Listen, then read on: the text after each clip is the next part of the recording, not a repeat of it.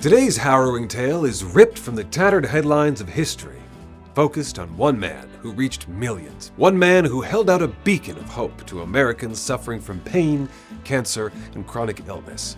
One man who was a total f***ing liar. I'm talking about Curtis Howe Springer. He was an extremely popular radio evangelist who ruled the airwaves from 1944 to 1974 with his syndicated show hawking his health products, which he claimed would make you externally, internally, and eternally clean. Sounds great, right? Who doesn't want to take a scrub daddy to the soul? The only problem was the ingredients in his miracle cures were pure, unadulterated bullshit.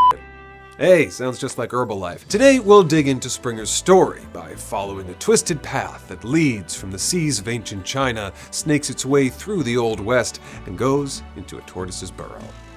It ends in a Hollywood jail. This is the history, according to Cracked. I'm Brian Morabito.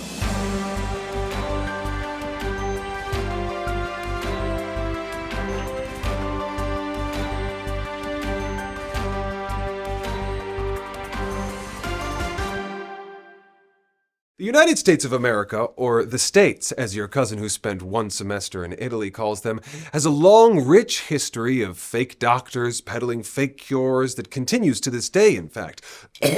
Dr. Oz. But the trend really kicked off during the mid-19th century, when the newly built railways allowed quick travel and even quicker getaways from angry mobs demanding their money back. The age of the Snakeoil Salesman had begun. Curtis Howe Springer grew up in the early 1900s watching these hucksters make bank by selling their phony products to people just trying to ease their own suffering. But what he learned wasn't lying to sick people and taking their money in exchange for a fake product was unethical. The lesson he took was, there's a lot of money to be made from idiots if you just tell them you're a doctor. The term snake oil probably originated during the building of America's railways when an estimated 20,000 Chinese citizens came to the US.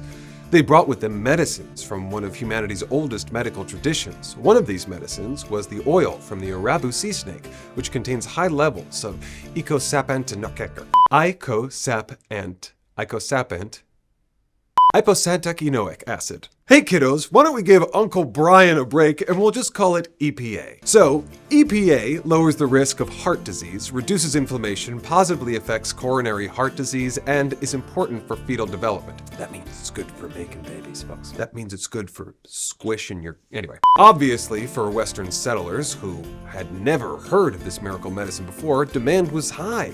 But the problem was, there weren't any sea snakes in the Old West. So some old-timey scammers really just said, just the oil part, and began selling mineral oil, but just claiming it was snake oil.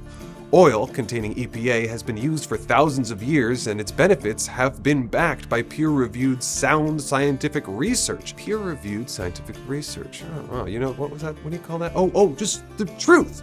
It's true and it's real, and yeah, that's important, because people eventually figured out what was in these fake oils and what these guys were doing, which led to the founding of the FDA. But our old buddy Curtis Howe Springer thought to himself, oil is dead, long live supplements. He'd already been chased off the East Coast for lying about having a medical degree, so he decided to start a new life in the land of make-believe, California. He even started his own town aimed at healthy living, Zizix, in the middle of the Mojave. Now, Curtis Howe Springer was a really charismatic guy, and he managed to wrangle himself a syndicated radio show that played all across the country. He talked about God and clean living, giving off the vibe of a wise, cheerful father figure who knows how to get the best out of every day. And for just a tiny little fee, he'd send you miracle drugs that could cure all of your problems. For hemorrhoids, he had a $25 self-administered cure. For hair loss, he had his bestseller, Mohair. For long life, he had... Here, why don't I let Mr. Springer tell you a bit about himself? Manna, M-A-N-N-A. It's a blend of 10 different fruits and vegetables to assist nature in building up the system containing natural vitamins and natural minerals. Now this package is put up in a 6-ounce container. Sells for $3 at the stores, but here we put it up in a 24-ounce container. And instead of charging you $12 for it, you just send us a contribution of around $3. Well, God love you, we'll send you the big 24-ounce package. Wowie zowie. I'm not quite sure what it does though, okay? So you said it gets rid of... toxic poisons and waste products. Isn't that the point of the whole, digestive system? So you're just You're charging people for something their body already does on its own? We don't send it to you, we give it to you. The money you send, we view it as a contribution. Okay, but how do I know this product is going to actually help me? Tell us what your doctor says is wrong with you. If you don't have a doctor, tell us how you feel. Okay, that's fine. We're fine. We're fine. That's fine. Goodbye. That's fine. Wow. He's like an old-timey Gwyneth Paltrow, except his candles don't smell like pussy. Eventually, that pesky American Medical Association and a string of lawsuits caught up with Springer. And, well, they forced out the truth of what was in his medical cures. While some of the ingredients turned out to be carrot juice and celery juice, a shocking amount of his products turned out to contain salt from the Mojave Desert close to Zizix. Now, why is this nasty? It's just salt, right?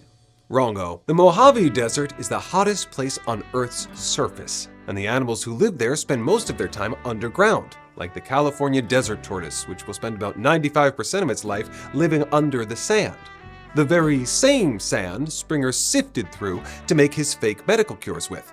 Snake oil? More like underground tortoise shit. What's even worse is that Springer had spent years building health resorts aimed at helping people with chronic illness heal themselves in a natural hot spring of California.